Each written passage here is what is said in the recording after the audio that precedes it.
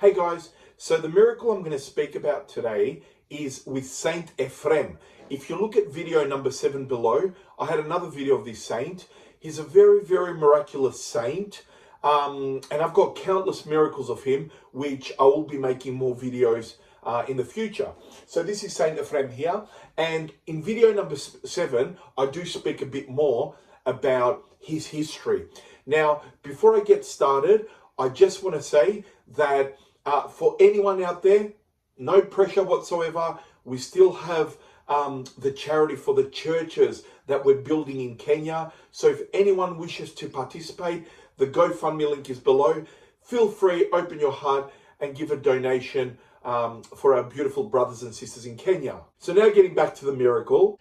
On the left-hand side, we have Saint Ephraim of Makri. And on the right-hand side, we got Raphael, which during the lockdown with COVID, he was in Cyprus, where he had Saint Ephraim visit him in his dream. So in his dream, the saint told Raphael that he's going to get sick again and he will heal him. And as a result, Raphael's going to build him a little church and he's going to plant a certain plant that he said, which will be the equivalent number of miracles that he's had in his life. He says how he woke up from this dream and he felt a bit weird because he didn't know what was coming as far as what illness, because he had been sick so many other times. So Raphael prayed to the saint and said, please show me a sign. And this is what happened. The saint appeared to him in his dream and said to him, I've come to tell you where you'll get sick, and where I'll do the sign of the cross, that is where you will get sick.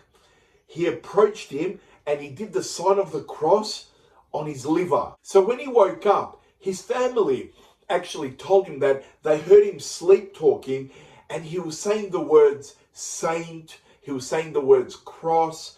And sure enough, Raphael told his family exactly what the dream was of the saint. So as a result of this dream, he contacted his doctor back in Germany, because Raphael was from Germany.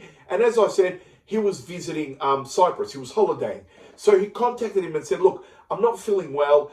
I need some tests done to see what's wrong with me. So his doctor from Germany sent him via email a certain list of tests that he wanted done. So obviously he's printed them out and gone to his family doctor in Cyprus to see whether they could find what was wrong with him. So he did all the tests and they showed that his liver was in a very bad condition. And he was asked to go do another test, which was a magnetic, some kind of test that they do. But unfortunately, due to COVID, there was nothing available until May. So on the 5th of May, when the centers opened, he went there and did his test. And this is what they found. They found that he had cancerous tumors in his liver and he had a metastatic cancer in the bile, spelled B-I-L-E, if anyone wants to see where that is. So they told him he needed to do a biopsy, so they took certain fluids and he did certain other tests as well. So his mum went to a monastery in Limassol in Cyprus, and the nuns were already aware from his previous health conditions. So one of the Gerondices had 3 relics of Saint Ephraim. She had given one of the relics to another girl that was very ill, and she had 2 left. So one of those relics was put in a cross and was given to the mother to give to Raphael. So that night he went to shower and he took his cross off. Now, when he finished, he didn't put it back on and he went to spend time with his family, and all of a sudden he started feeling a really excruciating pain in his stomach. And he says within 3 minutes, he fainted. Raphael says it was really weird because he could see what every single person was saying and doing. For example, he could see his parents bringing methylated spirit so he can smell it in hope of waking up. He could see Georgia, one of his family members, looking for the cross, which was not on him. He could also see another family, Antonia, walking down the stairs. So basically he could see everything, and this is while he was fainted. Then he says he saw Saint Ephraim, okay? This is beautiful. he sees Saint Ephraim walking up to him saying, today I'm going to do the first surgery on you, on your bile, on your choli in Greek. Because if I did not come here to do the surgery, now you would be dead. So one of the family members, he's seen her find the cross, bring it back, and they placed it on his neck. And this is what he said, that while he was basically fainted, his hands were in a position like the way the saints was in the holy icon, and it was doing the sign of the cross really slow on his stomach. Now, I want you to hear him say this in Greek as well. Ότι το χέρι μου βρισκόταν σε μία στάση όπως είναι το χέρι του Αγίου Εφραίμ πάνω στην εικόνα, να πηγαίνει με αργές κινήσεις προς την κοιλιά και να κάνει σταυρό. And this is the holy icon I have next to me, which you can see how his fingers are positioned. So Raphael then told the family exactly the dream he had again with Saint Ephraim. And that night, he says that obviously after he regained consciousness, he went to bed. He actually prayed and was wondering why every time he went to Cyprus, 6 times to be exact, something would happen to him. He says on the 17th of May, he had the return ticket back to Germany. But on the 7th of May during lunchtime, he felt weird, like the past times. And around 3 o'clock, he said to his family that he wasn't well, and just basically that he was going to lie down on the couch, and when the food was ready, just to call him. But as he lied down to sleep, again, he felt dizzy, and what happens? He faints again. And sure enough, like the previous time, while he's fainted, he saw Saint Ephraim again, but this time he's walking through the main entrance. And he said to him, I have come, Raphael, to tell you why all this is happening. In one hand, he says, he was holding a wooden cross. And in the other hand, he was holding a thiniato, which is the censers that the priests have in church. He goes on to say that the saint told him that 6 years ago, there was a woman with black hair that had cursed the house. And that is why everything is happening to your family. And he says that the suffering wasn't just limited to him, but to the whole of the family. For example, they had car accidents, they had problems at school, they had other health issues, and the list goes on. But the saint said this, as of today, I'm going to stop the curse. And he says, I then saw the saint going up to his holy icon, and he started sensing it and saying some prayers, but he couldn't hear them.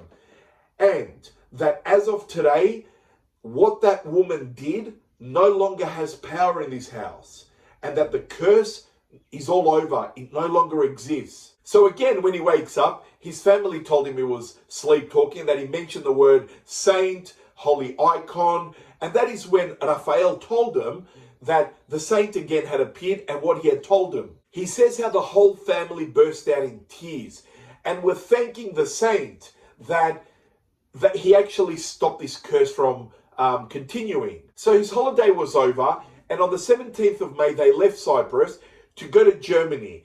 And he says that on the 19th of May, he had his appointment to see his doctor. Again, the doctor in Germany did certain tests, and they came back and said this, we cannot let you go home, Raphael, because you have basically really high levels, have gone really high, and your pancreas, and you have a metastatic, lump in the pancreas. And we have to start medication that was 59 mil. And instead of that, they were going to start a stronger medication, which was 74 mil. One of the lumps, though, had to be removed urgently. And the doctor said to him, we need to keep you here so we can get this done in the clinic. But Raphael insisted that he wanted to go home. So the doctor gave him a form that is voluntarily, I assume he's discharging himself. But he did say, I will return by 9 o'clock tonight. He did take the medication the doctors gave him, and he left to go home. But that night, he says at 9 o'clock, he did not return. He could feel, though, the medication working, because he felt something burning in his stomach. And he says that again, he started to feel dizzy like the previous times, and eventually he's fainted. So when he fainted, he had a vision of the saint again. And this is amazing. Listen what the saint said. He said, I will not allow anyone to operate on you. I am your doctor and I will heal you. And he says that he found himself, it was a vision, but he found himself in a big surgery room, which everything appeared normal, like a surgery room. And he could see the saint doing something on his stomach. And he was saying, I am now making you well. You have nothing wrong with you. After all this, the saint showed him a book, okay?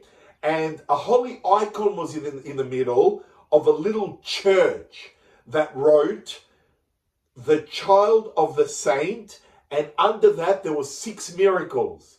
He said to me, this is the book you are going to write for me. The saint also told him that he'll build a little church in his honor, and that he told him to take off his cross that had his holy relics inside, and that the saint will bless them himself, and that the holy relic would be put in a sacred relic compartment, and that should be left at the church that he's going to build, so people can go and venerate it.